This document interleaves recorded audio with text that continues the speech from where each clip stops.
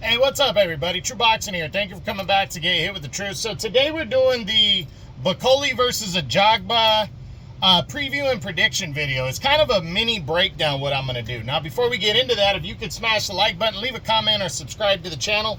I really do appreciate any and all support that I can get as I continue to build my channel here. Now, I haven't given up on my breakdown videos, but this fight, you know, I felt because it's coming up and I didn't have a chance to get it done weeks in advance, I felt like just kind of a mini breakdown and mini preview and prediction would suffice, since this fight's coming up this Saturday, May 3rd, between these two on the Canelo Skull DAZN PPV undercard. Now, before we get, I already said that piece, but yeah, so this fight is a big final eliminator, a heavyweight final eliminator between Bakole and F.A. Ajagba.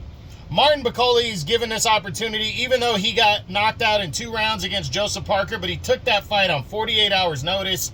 He came in extremely overweight, and Parker destroyed him in 2 rounds.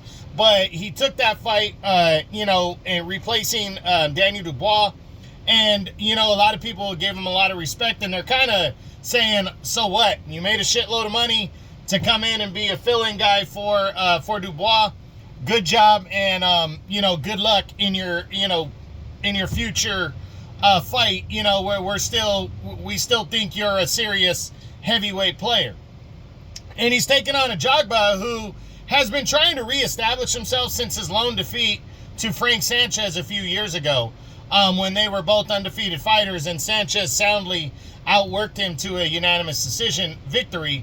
Ajagba last year had a tough fight with Villanilla, that guy who just fought and lost to God, what's that guy's name?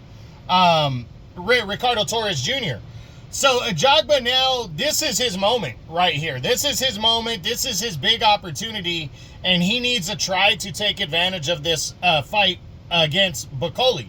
And Bakole, this is also his moment. He's getting a second chance following that knockout loss, and people are giving him the benefit of the doubt. And the way he was able to knock out Jared Big Baby Anderson last year, people, everybody wants to see, was that the real him? Was Jared Anderson really that good?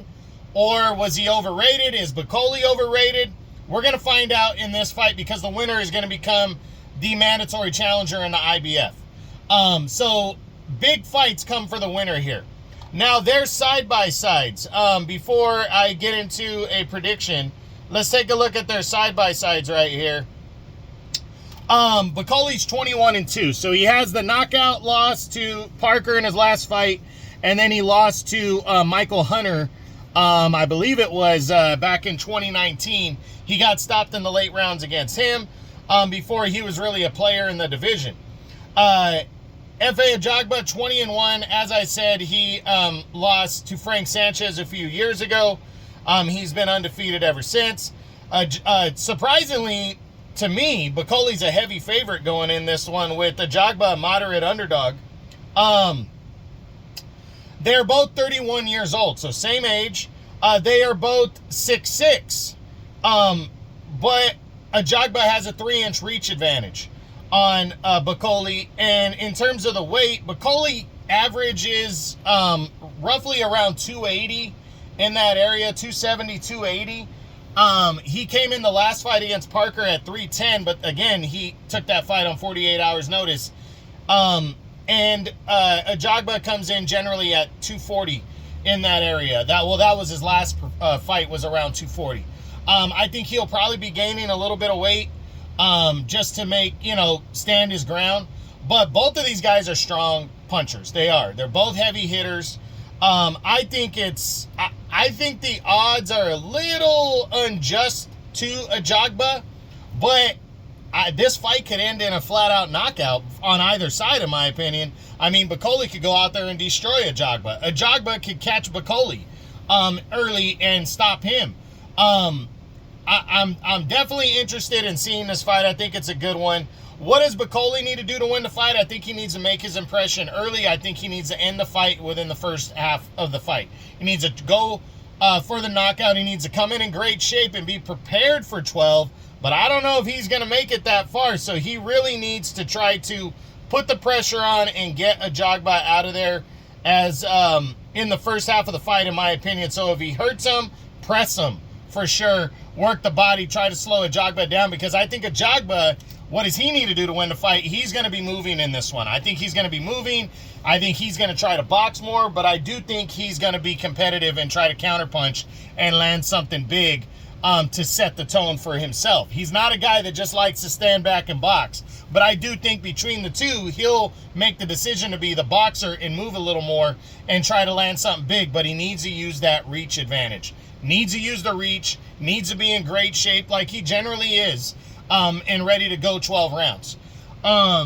Now, a loss for Bakole would be devastating because it would drop him out of that top tier picture where people kind of see him right now, like that top 10 area. A loss for Ajagba, I don't think many people are picking him to win, but depending on how he loses could be devastating for him too, because, you know, it's if he goes out there and gets his ass whipped and gets knocked out, he really is going to have to start over from scratch all over again. But a loss on either side, if they both fight a tough-ass fight against each other and it's highly competitive, I think they'll get another breath of air, you know, sooner rather than later.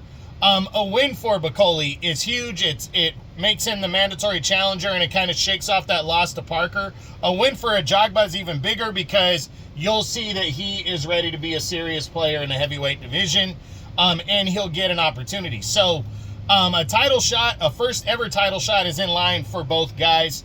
I think either one of these guys can win by knockout. I really do.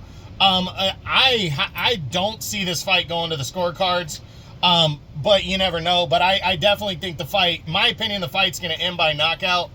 But overall, what is my prediction?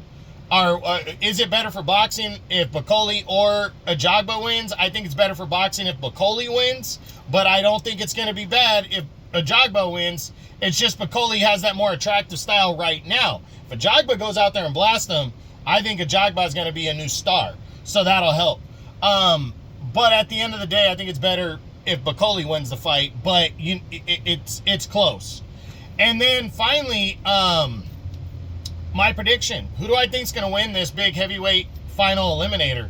And I honestly am having a tough time picking this one. I'm taking Bakole, though, because I think he's going to be in better form. He's going to look maybe even better than he did against Jared Anderson in terms of his shape, because I think he's going to want to be taken seriously again. I think people were surprised by the win over Anderson, and then they were surprised at the way he got knocked out against Parker. Surprised that he got knocked out that way, but not surprised that he lost.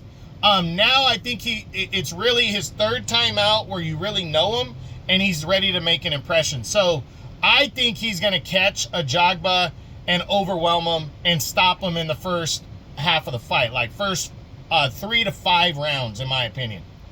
But I would not be shocked at all if he gets knocked out by Efe Ajagba. Efe Ajagba can punch, and I think Ajagba is hungry as well. I just think Bakole's going to be first to get it. But if Ajagba catches Bakole with something big, this fight could be over. It could be over fast.